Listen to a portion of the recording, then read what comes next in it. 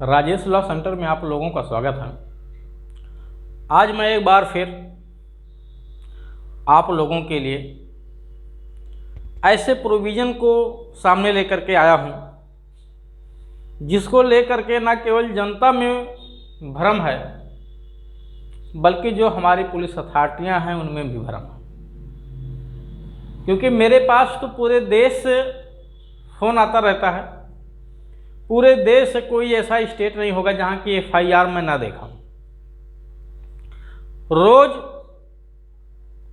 2-4 राज्यों से 2-4 FIR 10 FIR तो मेरे पास आ ही जाते हैं। तो मैं जनता का भी और जो पुलिस अथॉरिटी है उसके थोड़ा सा भ्रम को कहिए या उनकी जो परंपरागत चीज़ें हैं उनको मैं दूर करना चाहता हूं, क्योंकि मेरे समझ से वो गलत है। बात है SC/ST एक्ट की।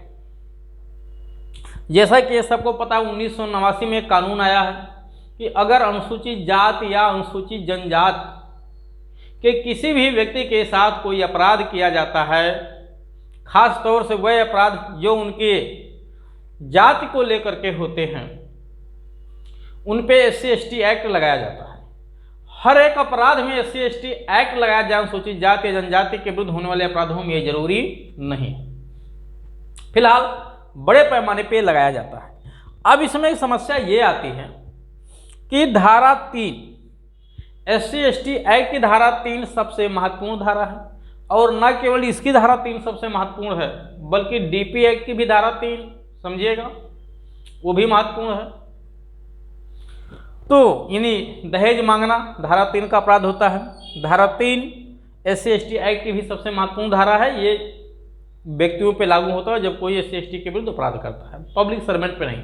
पब्लिक सर्वेंट अपनी पब्लिक हैसियत में अगर दुरुपयोग करता है, जो उसके लायबिलिटीज हैं अगर उनका निर्वहन नहीं करता है, तब धारा 4 लगती है।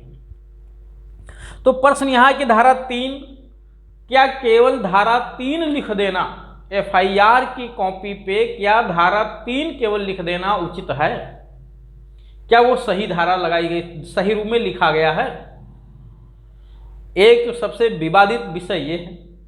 उसके बाद इस धारा का नेचर क्या है तो मैंने यहाँ बताया है कुछ कि अपराध कॉग्निजेबल है, इन्वेस्टिगेशन कौन करेगा, बेलेबल है कि नॉन बेलेबल है, ट्रायल कौन सा कोर्ट करेगा और सजा क्या होगी।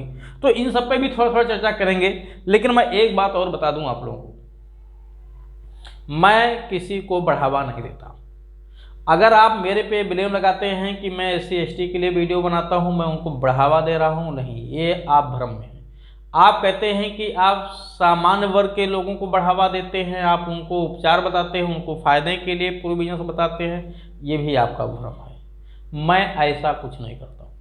मैं केवल और केवल कानून को बताता हूँ, क्योंकि मैं एक विद्यार्थी हूँ, मैं एक विधि का जानकार हूँ, मैं इस फील्ड में हूँ, मैं एक अधिवक्ता हूँ, ठीक है, मैं एक टीचर भी हूँ, साथ ही साथ समाज सेवी भी हूँ। अब प्रश्न यहाँ पे ये है कि कानून को बताना सामाजिक जागरूकता है। जो लोग पिछड़े हैं अगर उन्हें कानून की जानकारी दी जाए, उनके अधिकारों को बताया जाए, उनके कर्तव्यों को बताया जाए, तो अगर इससे आप जातिगत बढ़ावा दे रहे हैं, किसी जाति विशेष के लिए काम कर रहे हैं, तो मेरे समझ से ये टिप्पणी ठीक नहीं। मैं हमेशा से कहा हूं कि कोई भी व्यक्ति कानून का दुरुपयोग ना करे, चाहे वो SC/ST हो, चाहे वो सामान्य वर्ग का व्यक्ति हो, चाहे DP एक्ट में महिलाओं को लेकर के हो, मेंटेनेंस की मांग को लेकर के हो। मैं किसी को नहीं कहता हूं कानून को बढ़ावा दीजिए, क्योंकि कानून का दुरुपयोग होगा तो उसका खामियाजा पूरे समाज को भुगतना पड़ेगा। सिस्टम अगर करप्ट होगा, गलत होगा, तो उसका खामियाजा पूरे देश को भुगतना पड़ेगा, किसी एक व्यक्ति विशेष को नहीं, किसी एक धर्म जाति के लोगों को नहीं। तो ये हमेशा से ध्यान रखिए कि अगर आपके साथ गलत हुआ है तभी आप अपने अधिकारों की मांग करिए, आप उस पर FIR दर्ज करिए। अगर ऐसा नहीं है तो कोई दूसरा व्यक्ति आपके कंधे पे बंदूक रख कर गोली चलाना चाहता है तो आप उसे इजाज़त मत दीजिए।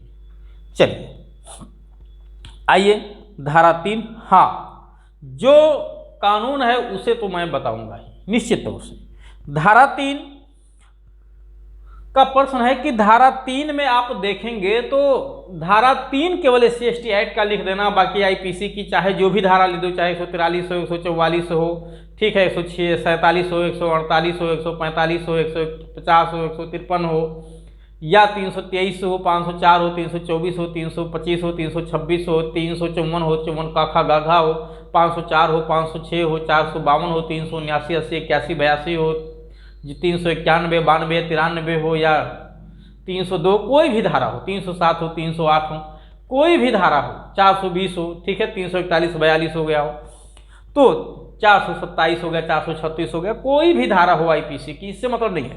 बात यह है कि अगर क्या वहाँ केवल SC/ST एक्ट की धारा 3 लिख देना सही है, तो बिल्कुल सही नहीं है। मैं ये सुनने वाले लोगों को साफ तौर से बता रहा हूँ कि केवल धारा 3 नहीं लिखा जाना चाहिए, ध्यान रखिएगा। क्यों?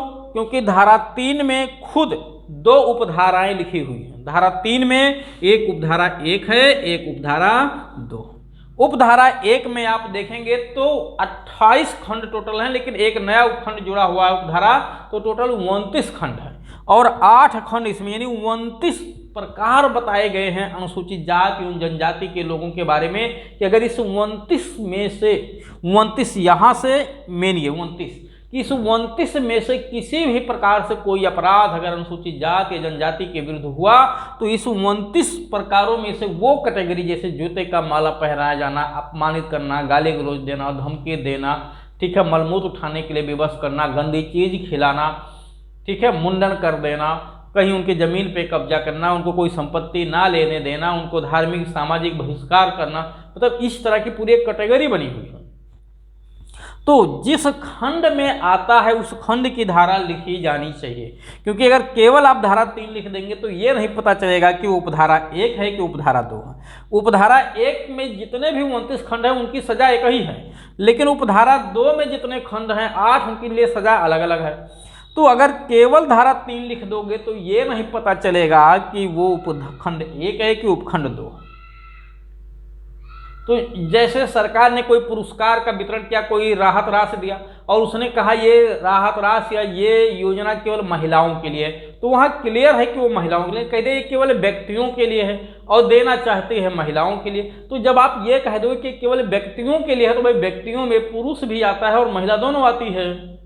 तो अगर आप जिसको देना चाहते हो पर्टिकुलर उसका नाम बता दो। उसी तरह से आप जिस खंड का आरोप है तहरीर में दिया गया उस खंड की धारा लगाई जानी चाहिए।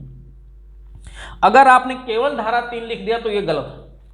उपखंड 2 में मामला बन रहा है तो उपखंड 2 लिखिए, उपखंड 2 नहीं बन रहा है, 1 बन रहा है तो 1 लिखिए, लेकिन स्पष्ट तौर से 1 या 2 लिखी जानी चाहिए। और 1 या 2 लिखने से भी काम नहीं चलेगा। 1 या 2 का वो जो 29 प्रकार 1 में है और 2 में जो 8 प्रकार हैं, उनमें से जो मामला लागू हो रहा हो उस स्थिति में जैसी भी सिचुएशन बन रही हो, 1 या 1 से अधिक, उसे स्पष्ट तौर से लिखना चाहिए। अगर किसी को नहीं जानकारी है, नहीं जान पा रहा है कौन सा क्या मामला लगेगा, तो मैं उसके लिए आपको नंबर दे रखा हूं 9161113061 पे। आप इस पे कॉल करके सीधे संपर्क करिए। हाँ, इसकी फीस आपको ज़रूर जमा करनी होगी। अगर कोई व्यक्ति असहाय है, निर्धन है, नहीं अपना जो है फीस जमा कर सकता है, तो उसको भी मैं निःशुल्क जरूर जानकारी दूंगा।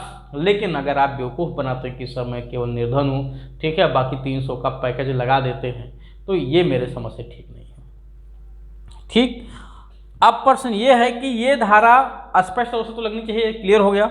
दूसरा, अगर ये केवल 3 लिख देता तो समझिए गुमराह किया गया है जनता को गुमराह किया गया, पीड़ित को गुमराह किया गया है, और मैं मानता हूँ जिसने लिखा है उसको लगाना धारा सही से आता नहीं है, या उसने बेवकूफ़ बनाने का काम किया। दूसरी बात है कि ये सारा का सारा अपराध कॉग्निजेबल होता है। ध्यान रखिएगा, सारा का सारा अपराध क्या है, कॉग्निजेबल होता है। इसका मतलब ये है कि पुलिस अधिकारी बिना वारंट के गिरफ्तार करने के लिए प्राधिकृत होती है, कभी भी आरोपी को गिरफ्तार कर सकती है अगर 41 की नोटिस नहीं देती है तो। ठीक, इसका अच्छा एक चीज़ और ध्यान, 41 की नोटिस दिए जाने का ये भी मतलब नहीं है कि आपको कभी गिरफ्तार नहीं किया जाएगा।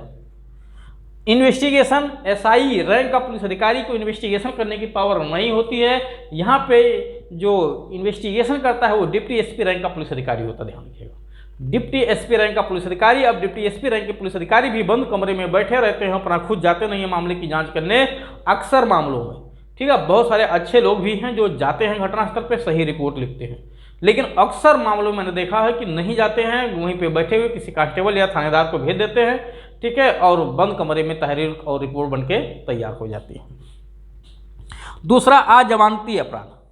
अजमानती अपराध का मामला है कि ये बेवजह राइट नहीं होगा आपको, ठीक है, आपको कोर्ट से निवेदन करना ही होगा हर हालत में। दूसरा, ये विचारण न्यायालय क्यों होगा, इस अपराध का ट्रायल ध्यान दीजिएगा SC/ST कोर्ट अलग से बनाया गया, ठीक है, जो सेशन कोर्ट के समकक्ष होता है।